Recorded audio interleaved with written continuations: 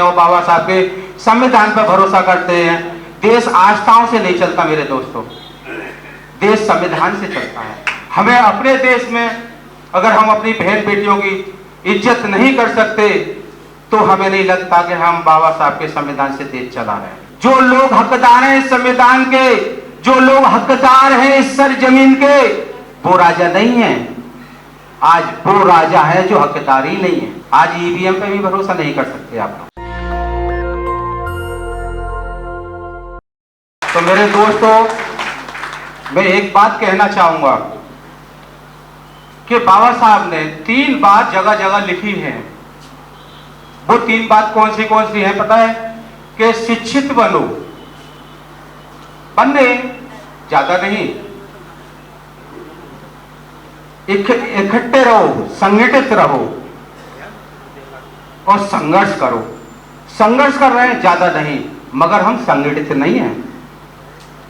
जिस दिन हम संगठित हो गए सही तरीके से तो राज हमें लगता है कि देश के हालात बदलेंगे। तो असली हकदार कौन है? जो बाबा साहब के संग रहे हैं, जो बाबा साहब को सपोर्ट करते हैं और बाबा साहब के संविधान पर भरोसा करते हैं। देश आस्थाओं से नहीं चलता मेरे दोस्तों, देश संविधान से चलता है। और आज हम सबको लग रहा है कि हमारे देश में जंगल राज है और ये जंगल राज शायद हमारी जात पात, छोटा बड़ी, मंदिर मस्जिद, गाय बकरा भैंस, इनके ऊपर लग रहा है।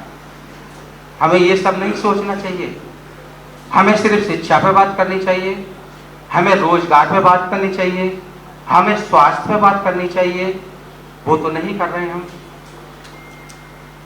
जब मुझे लगा कि सुरेश मानेसर जी जैसे लोग, अखिलेश यादव जी जैसे लोग, जो जीनियस लोग हैं इस देश के, जो बेहतरीन लोग हैं, इनको लीडर के रूप में हम जब ही देख पाएंगे मेरे दोस्तों, जब मैं टीवी चैनल खोल के देखता हूं। अब मन नहीं करता टीवी देखने का, मोबाइल चलाने का मन नहीं करता। ऐसा लगता है कि किसी के पेशाब, मुंह पर पेशाब किया जा रहा है। ऐसा लगता है कि किसी को जूते में भर के पेशाब पिलाया जा रहा है। जब देखा एक फौजी की बीवी जो कारगिल में युद्ध लड़ चुका है, गिड़गिड़ाती रही, रहम की भीख मांगती रही, उन पर नंगा परेड कराया जा रहा है बहन बेटियों का। दर्द होता है मेरे दोस्तों। तो किसी भी हिस्से की सही, देश में किसी भी जगह की सही, चाहे वो आदिवासी हो, चाहे वो उत्तर प्रदेश से हो, चाहे वो मराठा हो, कहीं से भी हो, मगर वो हमारे देश का हिस्सा है, वो हमारी बहन बेटियां हैं। हमें अपने देश में अगर हम अपनी बहन बेटियों की इज्जत नहीं कर सकते तो हमें नहीं लगता कि हम बाबा साहब के संविधान से देश चला रहे हैं। बाबा साहब के संविधान से देश जब ही चलेगा जब हम संगठित होंगे। आज मैं आप लोगों के बीच सिर्फ इसलिए आया हूं कि मैं दुआ करता हूं उस अल्लाह ताला से जिसके लिए मैं नमाज पढ़ता हूं कि अय्या का नाम दो भैया का नस्ताइन, ये अल्लाह ताला हम तेरी इबादत करते हैं और तुझसे ही मांगते हैं। हमें ऐसे शासक दे, अखिलेश यादव के रूप में, सुरेश मानेसर जी के रूप में, जो इस देश के जंगल राज को बदल सकते हैं, हमारी बहन बेटियों की इज्जत को वापस दिला सके, गरीबों को रोजगार और शिक्षा दे सके। दिल रोता है मेरे दोस्तों जब देखते हैं। मैंने जब उस नजारे को देखा और जब मैंने टीवी में उसके बारे में देखा कि एक फौजी की बीवी थी उसमें, जो फौजियों के दिल पे आज क्या बीती होगी ये बताइए। आज एक फौजी की बीवी है। मैं इस मीडिया के माध्यम से कहना चाहता हूं कि तुम हमारा चौथा सिस्टम हो। एक अदालत नीचे चलती है जो हम तुम लोगों ने बनाई है और एक अदालत ऊपर चलती है जो अगर तुम सही लिख ना सके और सही दिखा ना सके तो पकड़ तुम्हारी भी होगी मेरे दोस्तों। जो कहते हैं ना जहन्नुम और जन्नत हमारे यहाँ बोला जाता है, नरक स्वर्ग बोला जाता है, तो ये फैसले तुम्हारे मां जरूर होंगे। क्योंकि ये चौथा स्टंप हमारा सबसे मजबूत और हम तक बात पहुंचाने वाला स्टंप है। आज लगता है कि टीआरपी के लिए या अपना पैसा कमाने के लिए 2 मिनट में ईमान बेच देता है इंसान। आज ईमान की बात नहीं है, आज इज्जत की बात है। ईमान को बचाओ। आज क्या पता तुम्हारी वजह से, तुम्हारे दिखाने से, तुम्हारी आवाज उठाने से, लोगों तक बात पहुंचाने से, क्या पता ये जंगल राज रुकने में कामयाब हो। और ये जंगल राज जब ही रुकेगा जब अच्छे लोग आएंगे। मैं आज से राजनीति नहीं कर रहा मेरे दोस्तों, आज मैं इसलिए नहीं बोल पा रहा कि उस दिन से मुझे पेट भर कर मैं खाना नहीं खा रहा हूं, जिस दिन से मैंने बहन बेटियों को नंगा परेड करते हुए देखा है।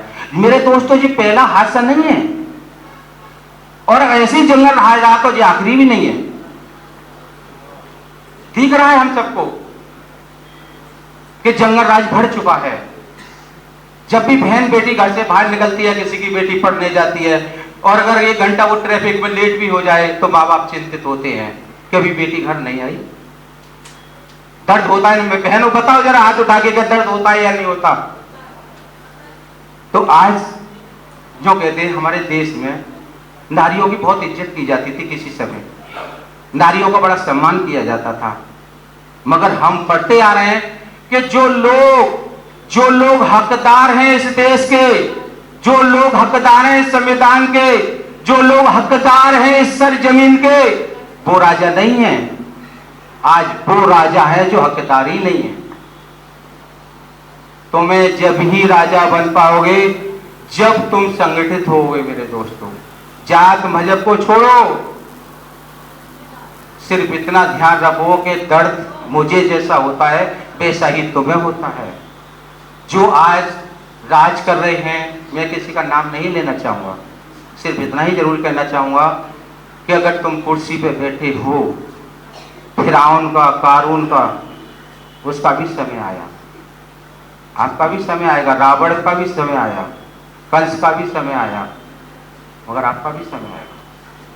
क्योंकि आएंगे मानेश्वर जैसे लोग, आएंगे अखिलेश यादव जैसे लोग, जो एक दिन शासन को बदलेंगे। और शासन को हम जब ही बदलेंगे जब हम संगठित होकर वोट के अधिकार को सही समझ पाएंगे। हमें वोट के अधिकार को सही समझना है और हमें अपने वोट की स्वयं रक्षा करनी है। आज ईवीएम पे भी भरोसा नहीं कर सकते आप लोग, क्योंकि ईवीएम पे इसलिए भरोसा नहीं कर सकते, बहुत आवाज उठ चुकी है। अपने खुद पे वोट पे, अपनी लिस्ट पे, अपने नाम पे खुद ध्यान रखिए और उस व्यक्ति को जरूर वोट कीजिए जो देश की लड़ाई लड़ रहा है, संविधान की लड़ाई लड़ रहा है। वो तुम्हारी लड़ाई लड़ रहा है, वो अपनी लड़ाई नहीं लड़ रहा है, वो सिर्फ तुम्हारी लड़ाई लड़ रहा है। वो तुम्हारे बच्चों को खुश करने, तुम्हारे बच्चों को खुश देखने के लिए लड़ रहा है, वो तुम्हारे बच्चों को शिक्षित करने के लिए लड़ रहा है, वो तुम्हारे बच्चों को रोजगार देने के लिए लड़ रहा है। वो चाहे सुरेश मानेश्वर जी जैसे लोग हों, चाहे वो अखिलेश यादव जी जैसे लोग हों, ये सिर्फ तुम्हारे लिए लड़ रहे हैं। आज मैं सुरेश मानेश्वर जी से निवेदन करूंगा, सुरेश मानेश्वर जी, मैंने सुना है कि चंचूर साहब आपके मित्र दोस्त हैं, गांव की भाषा में कहते हैं लंगोटिया यार। आप उनसे जरूर कहिएगा कि ऐसा चार्ट बनाएं जो जंगल राज में उत्पात मचा रहे हैं ना, वो सलाखों के पीछे हों। और मैं ज्यादा नहीं कहना चाहता, बस धन्यवाद मानेश्वर जी। जय भीम, जय संविधान। नेशनल दस्तक की आपसे गुजारिश है कि अगर इसको बचाना चाहते हैं तो नेशनल दस्तक को सब्सक्राइब करने के लिए रेड कलर के सब्सक्राइब बटन को दबाएं, फिर बेल आइकन की घंटी दबाएं।